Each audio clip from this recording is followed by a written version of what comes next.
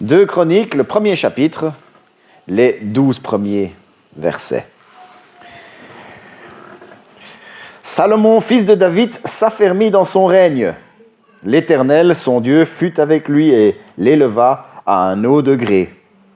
Salomon donna des ordres à tout Israël, aux chefs de milliers et de centaines, aux juges, aux princes de tout Israël, aux chefs des maisons paternelles, et Salomon se rendit avec toute l'assemblée au haut lieu qui était à Gabaon. Là se trouvait la tente d'assignation de Dieu faite dans le désert par Moïse, serviteur de l'Éternel. Mais l'arche de Dieu avait été transportée par David à Kirjat-Jéarim, à la place qu'il lui avait préparée, car il avait dressé pour elle une tente à Jérusalem. Là se trouvait aussi, devant le tabernacle de l'Éternel, l'autel d'airain qu'avait fait Betsaléel, fils d'Uri, fils de Hur. Salomon de l'assemblée cherchèrent l'Éternel. Et ce fut là, sur l'autel d'airain, qui était devant la tente d'assignation, que Salomon offrit à l'Éternel 1000 holocaustes. Pendant la nuit, Dieu apparut à Salomon et lui dit « Demande ce que tu veux que je te donne. » Salomon répondit à Dieu « Tu as traité David, mon père, avec une grande bienveillance, et tu m'as fait régner à sa place. Maintenant, Éternel, Dieu, que ta promesse à David, mon père, s'accomplisse, puisque tu m'as fait régner sur un peuple nombreux comme la poussière de la terre. Accorde-moi donc de la sagesse et de l'intelligence, afin que je sache me conduire à la tête de ce peuple. Car qui pourrait juger ton peuple, ce peuple si grand? » Dieu dit à Salomon, « Puisque c'est ce qui est dans ton cœur, puisque tu ne demandes ni des richesses, ni des biens, ni de la gloire, ni la mort de tes ennemis, ni même une longue vie, et que tu demandes pour toi de la sagesse et de l'intelligence afin de juger mon peuple sur lequel je t'ai fait régner, la sagesse et l'intelligence te sont accordées. Je te donnerai en outre des richesses, des biens et de la gloire comme n'en a jamais eu aucun roi avant toi et comme n'en aura aucun après toi. » Prions. Seigneur notre Dieu, nous te remercions pour ta parole et parle-nous aujourd'hui. Seigneur, j'ai préparé des choses, j'ai mes notes devant moi. Seigneur, mais que ce soit pas moi qui parle, que ce soit ton Saint-Esprit. Seigneur, nous avons chacun notre intelligence. Nous avons chacun ces capacités de comprendre, d'analyser des choses. Mais que ce ne soit pas nous qui comprenons, que ce soit ton Saint-Esprit qui parle au cœur de l'homme, qui agit. Seigneur, nous voulons nous laisser transformer par ta parole.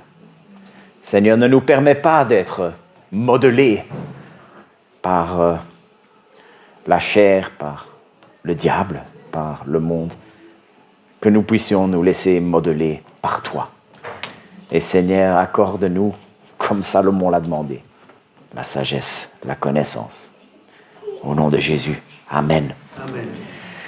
Ce deuxième livre des Chroniques parle du peuple de Juda entre le troisième roi, Salomon, et une assez longue période avec tous les rois qui l'ont succédé jusqu'à une période qui s'appelle l'exil. Le peuple s'était installé dans la terre de Canaan et pendant plusieurs siècles, ils ont été dirigés par des hommes appelés les juges. Ensuite, ils se sont dit, ce serait bien qu'on ait un roi. Ils ont voulu mettre en place une famille royale. Et Dieu leur a accordé. Il y a eu une première tentative avec un homme appelé Saül. Ça ne s'est pas bien passé, ça s'est mal fini. Ça s'est soldé par un échec. Ensuite, il y a eu le roi David. Le roi David, malgré de nombreuses défaillances, on dit de lui que c'était un homme selon le cœur de Dieu. Et avec lui, ça se passe mieux. Et David lui promet une descendance éternelle. Évidemment, il n'y a plus de roi en Israël, mais un de ses descendants, Jésus, est sur le trône éternel, dans le royaume de Dieu. Après lui, il y a Salomon. Et pendant plusieurs siècles, il y a eu plusieurs rois jusqu'à ce que le pays soit envahi par les Babyloniens et emmené en captivité. Certains pensent que celui qui a écrit ce livre de 2 Chroniques et 1 Chronique, certains pensent que c'est un certain Esdras. Les raisons qui font penser, c'est pas impossible. Une des raisons, c'est que tout ce qui est raconté dans 1 Chronique et 2 Chroniques, il y a beaucoup de choses qui tournent autour du temple et du culte et des prêtres. Ce qui serait logique pour Esdras qui était prêtre. Autre raison, c'est que comment est-ce qu'on peut savoir à quelle époque un livre a été écrit? Une des manières, c'est voir ce qui est raconté.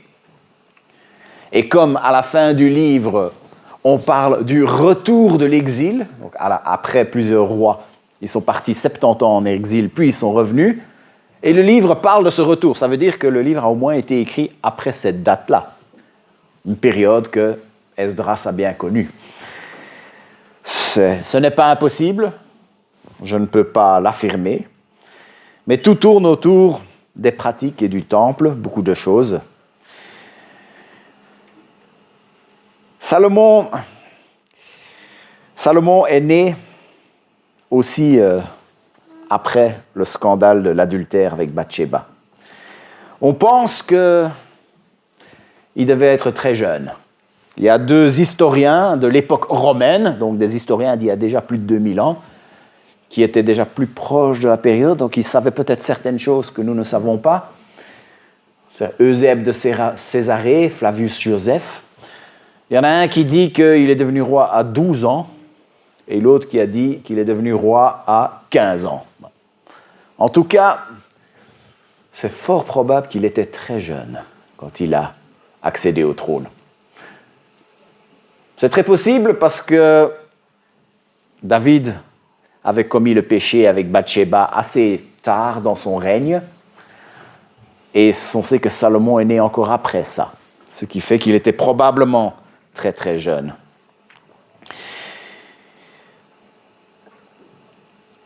Salomon n'était pas non plus le fils aîné. D'ailleurs, on voit tout au travers de l'Ancien Testament, Dieu ne choisit pas toujours le premier-né. Dieu renverse souvent les structures humaines. Une autre chose qu'on sait, c'est que Salomon n'était pas le premier choix de son père. Il avait beaucoup de fils. On sait que son père avait beaucoup d'affection pour un de ses grands frères, Absalom. Absalom, aux yeux des hommes, aurait fait un bon roi. Il semblait vraiment avoir les épaules pour ça. Il était beau, il avait une magnifique chevelure, il était beau de la tête aux pieds, qu'on dit. On peut que les croire sur parole, mais une chose qu'on voit aussi, c'était quelqu'un de très charismatique. Il arrivait à s'entourer des gens, il arrivait à embobiner les gens, à diriger. Vraiment capacité de leadership, mais il a tenté d'usurper le trône et il a été mis de côté et il en est même mort. Et même vraiment sur toute la fin de David, il y a un autre qui était du même genre. Aussi un très bel homme, aussi capable d'embrigader les gens, des grandes capacités de leadership, un certain Adonijah. Mais lui aussi, Dieu a dit, ce n'est pas lui que j'ai choisi. C'est Salomon qui a été choisi. Salomon, c'était un dont on ne savait rien. D'ailleurs, Salomon, c'est celui pour qui sa maman a dû s'en mêler. David prenait son temps pour nommer son successeur. Alors Bathsheba est allée lui dire, dans 1 Roi 1, 20 et 21, « Mon Seigneur le roi, tout Israël a les yeux fixés sur toi, pour que tu lui annonces qui siégera sur ton trône après toi. Sinon, lorsque mon Seigneur le roi sera couché avec ses ancêtres, mon fils Salomon et moi serons traités comme des coupables. » Il a fallu que sa maman s'en mêle pour que David fasse le nécessaire pour s'assurer que c'était le roi choisi par Dieu qui allait lui succéder. Malgré cela, Le règne de Salomon est devenu l'âge d'or d'Israël. Il y avait une prospérité économique. Il y avait la sécurité. Ils ont construit un temple extraordinaire. Seulement voilà, après l'ascension, la chute. On sait que sur la fin, Salomon a fini par se refroidir. Après sa mort, le royaume a été divisé et l'obéissance du peuple n'a pas arrêté de diminuer, même s'il y avait de temps en temps des petits à-coups, ça remontait, jusqu'à ce que Dieu dise « c'en est assez » et l'exil est arrivé. Mais aujourd'hui, on sait que Salomon a peut-être mal fini, mais il a quand même fait certaines choses vraiment très bien. Dieu a quand même voulu que beaucoup de ces proverbes apparaissent dans la parole inspirée, autorité de la Bible. Salomon a fait des belles choses et c'est de cet âge d'or que j'ai envie de parler aujourd'hui. Salomon finit par accéder au trône, le Seigneur est avec lui. Le peuple reconnaît son autorité et se met à le servir. Il construit le temple, il construit des palais, il embellit la ville. Et dans le livre des Chroniques, la première chose dont on parle, c'est un énorme rassemblement de tous les dirigeants du peuple et de l'assemblée devant Dieu. À ce moment-là, le lieu de couple était coupé en deux. Il y avait une tente vieille de plusieurs siècles, celle que Moïse avait construite dans le désert plusieurs siècles auparavant. Il y avait cette tente, le tabernacle, qui se trouvait dans une ville appelée Gabaon, à 10 kilomètres de Jérusalem. Mais il y avait l'Arche de l'Alliance, la boîte dans laquelle se trouvaient les tables de la loi, cet objet sacré, le sommet du sacré pour le culte de Yahvé. Il n'était pas dans le temple, il était à Jérusalem. Sous l'impulsion de Salomon, le peuple met un grand coup pour revenir au culte tel qu'il avait été prescrit à Moïse. Et ensuite, il y a cet extraordinaire échange entre Dieu et Salomon. Dieu propose de lui donner ce qu'il veut. Salomon décide de demander la sagesse. Salomon devait se sentir intimidé devant sa tâche. J'imagine, à un âge très jeune, tout à coup, il allait devoir être responsable. Il avait reçu de Dieu la responsabilité de diriger un énorme peuple. On le voit bien quand il dit « Qui pourrait juger ton peuple, ce peuple si grand ?» Vous savez, c'est parfois un peu difficile de trouver comment est-ce qu'un passage de l'Ancien Testament peut s'appliquer à notre vie aujourd'hui. Mais il y a des pasteurs qui y sont arrivés. Et ce que je vais vous proposer maintenant, c'est certaines de leurs idées, quelques-unes de mes idées à moi. La première, c'est qu'il est question de la prise en main du culte. Mais ce qui est intéressant, c'est que du temps de son père, on ne peut pas dire que le culte se passait mal. Ça se passait plutôt bien. David, malgré ses défaillances, était obéissant à l'Éternel. Et le peuple l'était aussi. David avait fidèlement servi son Dieu. David avait même acheté le terrain sur lequel ce temple a été construit. Ce terrain était très significatif parce que c'était le lieu à Moria. Ça, c'était l'ancien nom de ce terrain. C'était le lieu où Abraham avait failli sacrifier son fils à la demande de Dieu et que Dieu a fini par pourvoir un bélier pour être ce sacrifice. Plus tard, quand le peuple était en train de subir un châtiment de Dieu assez grave,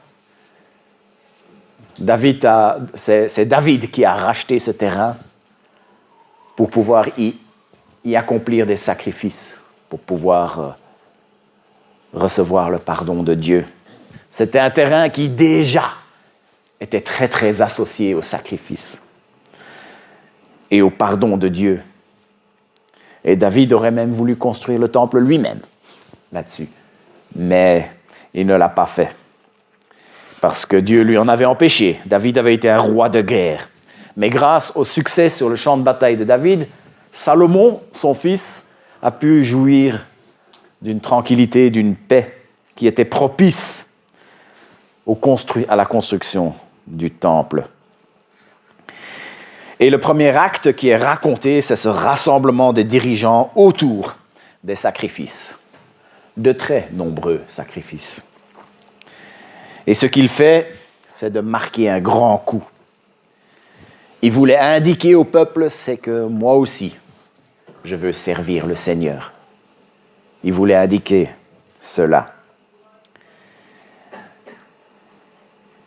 Nous n'avons plus besoin de sacrifices, nous autres, aujourd'hui.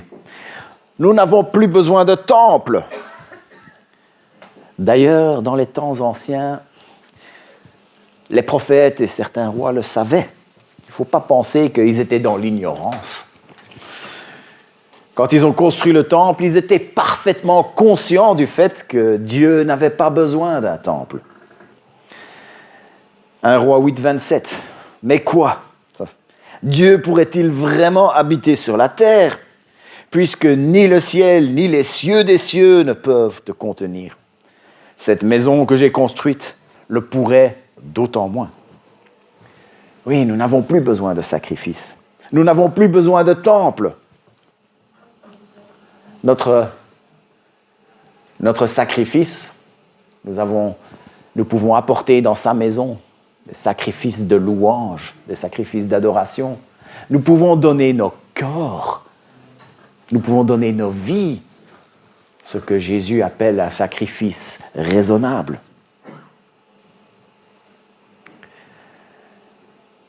Et puis, nos corps aussi sont le temple. Quand Jésus a non seulement parlé de l'Église, le corps de Christ, il a dit « Je vais abattre ce temple », ça c'est quand il parlait du temple qui était là à son époque, « Je vais abattre ce temple, le reconstruire en 3 jours », c'était le temple de son corps. Et quand ce temple, ce bâtiment a été détruit, son corps de Christ, son corps, c'est nous autres, est resté sur la terre.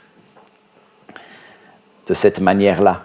Mais aussi, chacun de nos corps sont aussi des temples du Saint-Esprit.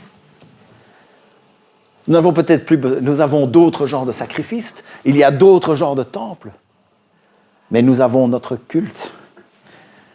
Et comme Salomon l'a fait, c'est qu'il a marqué le coup une fois, alors que tout se passait bien. Ça se passait bien, il y avait besoin d'améliorer et il l'a fait. Mais il a marqué le coup. Et je me dis de temps en temps, on regarde nos vies et on se dit, est-ce qu'on ne pourrait pas marquer le coup une fois de temps en temps, nous en tant que le corps de Christ, le temple, ou chacun de nos corps qui eux-mêmes sont des temples. Prendre en main mon culte, même si les choses se passent bien.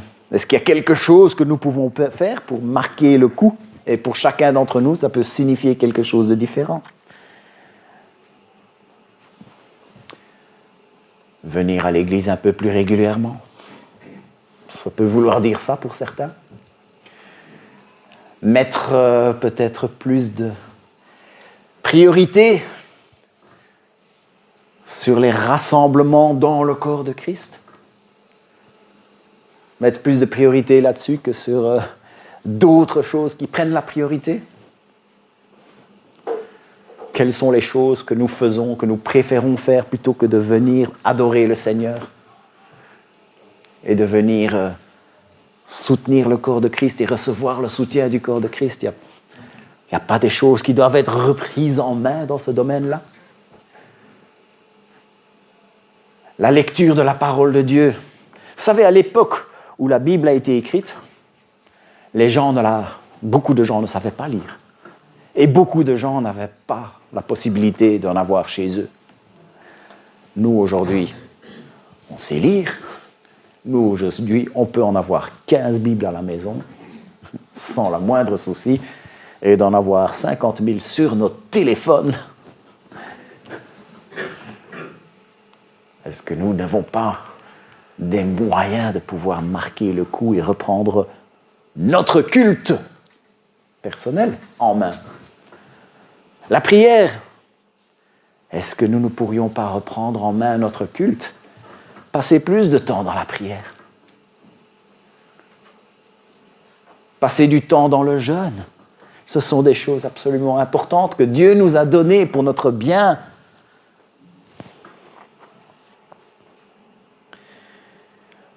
Servir. Blaise nous a parlé du service. Dieu ne nous a pas sauvés pour juste après nous asseoir et regarder passer le monde. Non. Nous sommes sauvés pour servir. C'est d'ailleurs dans notre confession de foi. Donner du temps, de l'énergie, servir le Seigneur avec notre argent. La Bible parle beaucoup d'argent, alors pourquoi est-ce que nous, on devrait en faire un sujet tabou? Et même si les choses vont très bien, si vous avez déjà fait beaucoup d'efforts, Salomon, il a pris quelque chose qui se passait bien, il a continué. Il les a améliorés. À chacun d'entre nous qui font déjà les choses très bien, et il y en a dans cette pièce. Est-ce qu'on ne pourrait pas faire plus? Est-ce qu'on ne pourrait pas aller plus loin? Prendre en main le culte, même quand ça va bien. Et ensuite, demander la sagesse. Ces derniers temps, je me suis retrouvé à dire à des gens, souvent des jeunes, qui ont commencé à se rendre compte que la vie peut être difficile. De temps en temps, je suis arrivé au point où j'ai dit, la vie, ça va comme ça. Il y a des difficultés qui arrivent. Il faut apprendre à y faire face. Et oui, la vie n'est pas facile. Alors, est-ce que les choses sont plus graves aujourd'hui que hier? Ou est-ce que ça a toujours été comme ça? Je ne peux pas vous répondre. Je ne peux pas répondre à cette question. Est-ce qu'il y a le biais du survivant? Je ne sais pas trop quoi. C'est tellement difficile de prendre une bonne décision pour toutes sortes de choses. Et Salomon, en arrivant, en devenant roi, il a dû se dire, comment est-ce que je vais pouvoir répondre aux attentes de tout un peuple? Comment est-ce que je vais faire ce que le Dieu de l'univers attend de moi?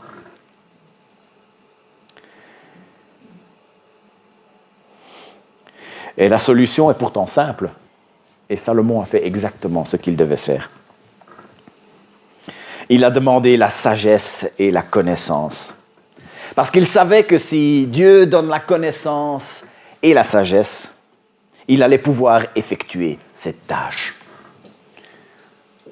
Il savait aussi que si Dieu ne donnait pas la sagesse et la connaissance, il aurait beau être aussi doué qu'il pouvait, il n'allait pas y arriver. Il n'arriverait même pas à faire des tâches moindres.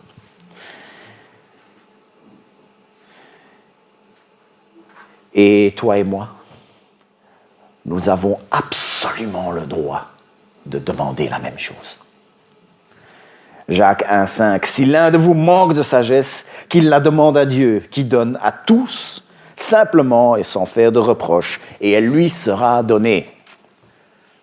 C'est une promesse que la Bible fait de manière équivoque. Sans équivoque, pardon. Nous pouvons la faire là, les uns aux autres. Nous pouvons demander à Dieu sa sagesse. Il nous la donnera. Vous savez, la semaine dernière, j'ai pas mal insisté sur une petite phrase de 1 Corinthiens 15. Si c'est pour cette vie uniquement que nous espérons en Christ, nous sommes les plus malheureux des hommes. Pas mal insisté là-dessus. Aujourd'hui, je vais insister juste sur un mot qu'il y a là-dedans, le « uniquement ».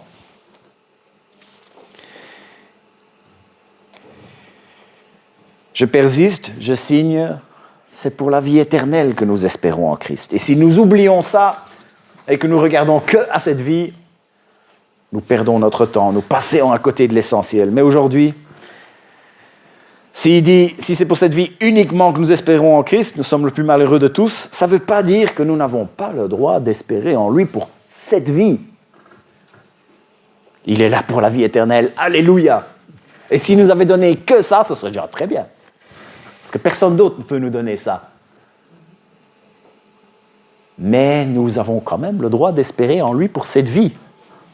Une fois que c'est établi, que nous avons mis notre espoir en lui pour la vie éternelle, eh bien, nous pouvons aussi lui demander des choses pour cette vie. Si la tâche que Dieu met devant nous nous semble énorme, nous rend nerveux, nous rend incertains, nous pouvons demander la sagesse et la connaissance à notre Dieu.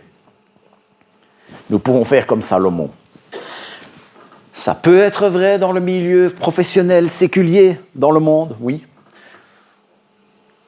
Mais c'est surtout vrai dans nos vies, nos relations avec Dieu et dans notre service, dans notre ministère envers Dieu. La première chose que nous devons faire, c'est demander que Dieu nous accorde la sagesse. Nous pouvons faire nôtre la prière que Paul fait aux Colossiens. Nous demandons que vous soyez remplis de la connaissance de sa volonté, en toute sagesse et intelligence spirituelle, pour marcher d'une manière digne du Seigneur et lui plaire entièrement.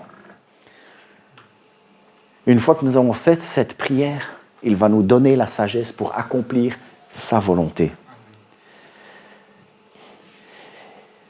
Quand Dieu a envoyé Samuel dans la famille d'un certain Jessé pour choisir le roi, là je suis en train de parler des débuts de David maintenant, pas de Salomon. Samuel était impressionné par le premier, certain Eliab, grand, fort, attractif. Mais c'était David qui a été choisi, le petit dernier, celui qu'on avait envoyé faire le travail que personne ne voulait faire. C'est lui qui a été choisi. Et Dieu a été très clair sur les raisons de son choix. Dans 1 Samuel 16, 7. Mais l'Éternel dit à Samuel, ne prête pas attention à son apparence et à sa grande taille, car je l'ai rejeté. Là, il parle d'Éliab, le grand frère. En effet, l'Éternel n'a pas le même regard que l'homme. L'homme regarde à ce qui frappe les yeux, mais l'Éternel regarde au cœur. Quand il était temps de réfléchir à un successeur pour David, donc ça c'est une génération plus tard, quand David était mourant, qu'il fallait un successeur, les deux charmeurs, Absalom, Adonijah, n'ont pas été choisis. Celui qui a été choisi, c'est celui dont on ne connaissait rien et qui avait eu besoin de sa maman pour pouvoir prendre sa place. Mais ce Salomon a fini par accomplir des grandes choses parce que son cœur était à la bonne place. Il a voulu se reposer sur ce que Dieu pouvait lui donner. Si nous choisissons la sagesse de Dieu, la connaissance de Dieu, nous n'accomplirons peut-être pas des grandes choses par rapport à ce qui frappe l'œil des hommes.